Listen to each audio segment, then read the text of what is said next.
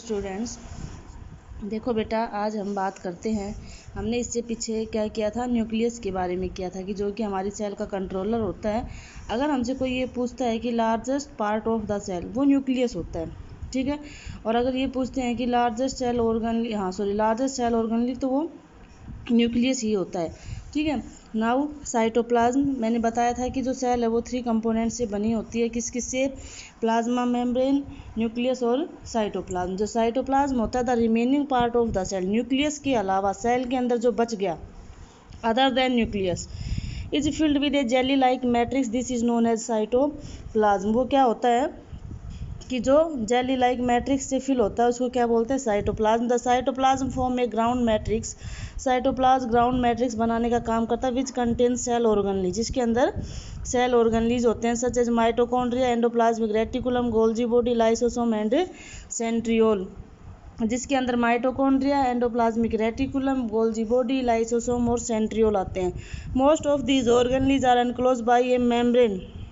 इन सभी के बाहर क्या होती है? एक मेम्ब्रेन होती है, ठीक है। ये क्या है साइटोप्लाज्म के बारे में कि न्यूक्लियस के अलावा जो मटेरियल बच जाता है उसको साइटोप्लाज्म बोलते हैं। उसके अंदर काफ़ी सेल ऑर्गनलीज होते हैं। Chemically the cytoplasm represent a true solution, कि केमिकली अगर साइटोप्लाज्म को देखा जाए तो उसमें एक ट्रू सॉल्यूशन होता है। इट कंटेन 70 to 85% वाटर, जिसके अंदर 70 to 85% पानी होता है। The remaining part include sugar, mineral, vitamins, nucleotides, tRNAs and many enzyme and proteins, amino acid and fats। कि जो रिमेनिंग पार्ट होता है उसके अंदर sugar, mineral, vitamin, nucleotide, tRNA and काफ़ी सारे एंजाइम और प्रोटीन्स होते हैं, अमाइनो एसिड और फैट भी होते हैं। Cytoplasm is the seat of many biochemical and metabolic processes such as translation and glycolysis. Cytoplasm एक ऐसी सीट है, एक ऐसी जगह है जहाँ पे काफ़ी सारी बायोकेमिकल मीन्स बायोलॉजिकल और केमिकल प्रोसेस होती है, सच एज ट्रांसलेशन। ट्रांसलेशन का मतलब होता है प्रोटीन का बनना, ठीक है। और हमारी बॉडी में हर एक एक्टिविटीज़ को करने के लिए किसकी? प्रोटीन की ही रिक्वायरमेंट होती है।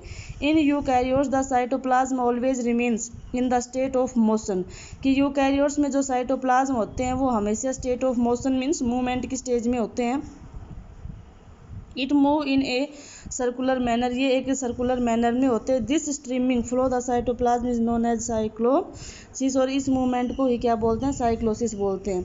The cellular organelles which are present in cytoplasm can be seen only with the help of a high quality microscope such as electron microscope. की जो सेल ऑर्गनलीज होते हैं उनको साइटोप्लाज्म के अंदर किससे देखा जाता है? हाई क्वालिटी के माइक्रोस्कोप के अंदर देखा जाता है, जिसको इलेक्ट्रॉन माइक्रोस्कोप भी बोलते हैं। आगे है cell organelles. The cytoplasm contains various cell organelles such as mitochondria, endoplasmic reticulum. Cytoplasm contains various cell organelles such as mitochondria, endoplasmic reticulum, Golgi body, lysosome, centriole. Various function of the cell depend on the activities of these organelles. इन organelles की activities के ऊपर काफ़ी सारे जो cell organelle होते हैं उनके फंक्शन डिपेंड करते हैं। उनकी स्ट्रक्चर और फंक्शन जो है उनको नीचे डिस्क्राइब किया गया है। The first cell organelle is endoplasmic reticulum.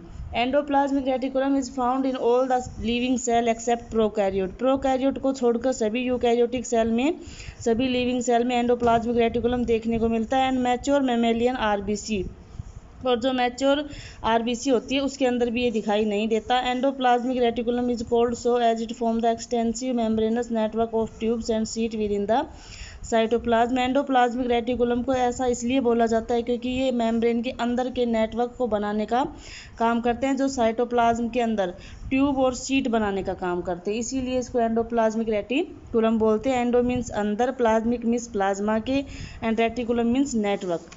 Structure of endoplasmic reticulum, it is a large network of membrane bound tube and sheets.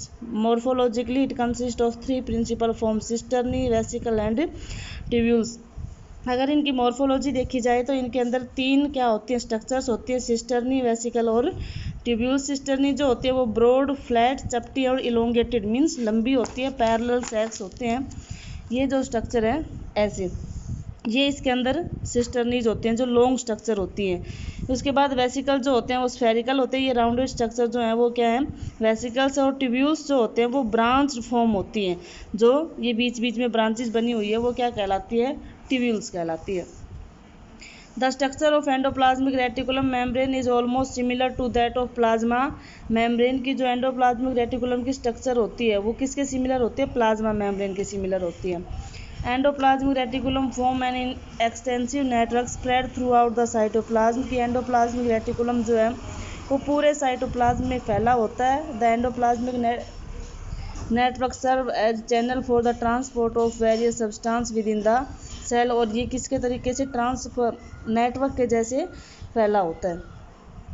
इसकी टाइप्स क्या होती है, देखो एंडोप्लाज्मिक रेटिकुलम की 2 टाइप्स होती है, एक smooth endoplasmic reticulum and second one is rough endoplasmic reticulum. Both are based on the presence and absence of ribosome. की इनके ऊपर राइबोसोम प्रेजेंट होते हैं या नहीं, उसके बेस पे क्या होती है इनकी टाइप होती है। रफ का मीन्स कोई सरफेस जो खुरदरी होती है, मीन्स जिसके ऊपर कुछ प्रेजेंट है, वो क्या कहलाएगा, रफ एंडोप्लाज्मिक रेटिकुलम।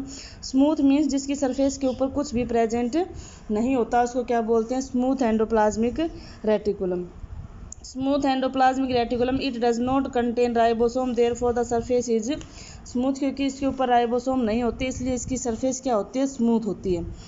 जो स्मूथ सरफेस रहेगी मीन्स राइबोसोम नहीं होंगे। राइबोसोम का जो मेन फंक्शन होता है वो प्रोटीन सिंथेसिस में होता है, और अगर इसके ऊपर राइबोसोम नहीं है मीन्स ये प्रोटीन की सिंथेसिस भी नहीं करता। तो ये किसकी सिंथेसिस करेगा, ये लिपिड की सिंथेसिस करेगा। और नॉर्मली जो हमारी ग्लैंडुलर सेल्स होती है, हमारी बॉडी में जो भी ग्लैंड्स होती है उनके अंदर ये प्रेजेंट होता है।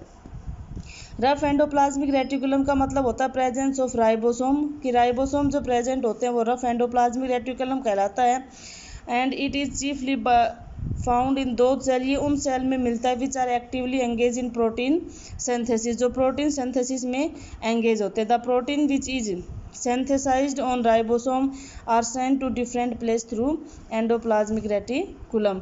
चीफली ये उन सेल्स में मिलता है जो कि प्रोटीन सिंथेसिस में हेल्प करते हैं, उन सभी के अंदर ये पाया जाता है। Now functions of endoplasmic reticulum. Endoplasmic reticulum help in the transport of material within the cell. एक तो इसका सबसे प्राइमरी फंक्शन होता है कि ये ट्रांसपोर्ट में हेल्प करता है, सेल के अंदर ही मटेरियल को एक पार्ट से दूसरे पार्ट के पास ट्रांसपोर्ट करने में हेल्प करता है। Endoplasmic reticulum function as cytoplasmic framework to provide a surface for various metabolic activities. की एंडोप्लाज्मिक रेटिकुलम जो है वो साइटोप्लाज्मिक फ्रेमवर्क जो सरफेस को प्रोवाइड करने का काम करता है। रफ एंडोप्लाज्मिक रेटिकुलम जो होता है वो प्रोटीन सिंथेसिस में हेल्प करता है। स्मूथ जो एंडोप्लाज्मिक रेटिकुलम होते हैं वो फैट के मॉलिक्यूल्स बनाने में हेल्प करते हैं। लीवर सेल के अंदर जो स्मूथ एंडोप्लाज्मिक रेटिकुलम होता है वो डिटॉक्सिफाइंग मीन्स बॉडी में से जो टॉक्सिक सब्सटेंस होते हैं उनको बाहर निकालने में हेल्प करता है। Conversion of glycogen to glucose is also help by endoplasmic reticulum. की जो कन्वर्जन होता है किसका, ग्लूकोज से, क्या ग्लाइकोजन से ग्लूकोज का बनना, वो भी एंडोप्लाज्मिक रेटिकुलम का ही फंक्शन होता है। इसके बारे में थोड़ा सा ये लिख लेना कि ये मेम्ब्रेनस स्ट्रक्चर होती है, नेटवर्क बनाने का काम करती है। फिर उसके बाद इसकी स्ट्रक्चर के बारे में लिखना, सिस्टर्नी, ट्यूब्यूल्स और वेसिकल्स होते हैं, ये डायग्राम बना लेना। उसके बाद टाइप्स ऑफ एंडोप्लाज्मिक रेटिकुलम में RER एंड SER, और फिर उसके बाद इसके फंक्शन। नाउ डिफरेंस है SER और RER में, सीधी सी बात है, ये SER स्मूथ है मीन्स राइबोसोम नहीं होते, RER पे राइबोसोम होते हैं। ये ट्यूब्यूल्स और वेसिकल्स कंसिस्ट होती है इसके अंदर सिस्टर्नी और ट्यूब्यूल्स होती हैं। ये ग्लाइकोजन, लिपिड और स्टीरॉइड बनाने में हेल्प करता है, और ये प्रोटीन की सिंथेसिस में। ये न्यूक्लियर मेम्ब्रेन से अटैच नहीं होता और ये न्यूक्लियर मेम्ब्रेन से अटैच होता है। Thank you, have a nice day. आज के लिए इतना ही, इसके बाद हम करेंगे गोल्जी बॉडी। Thank you.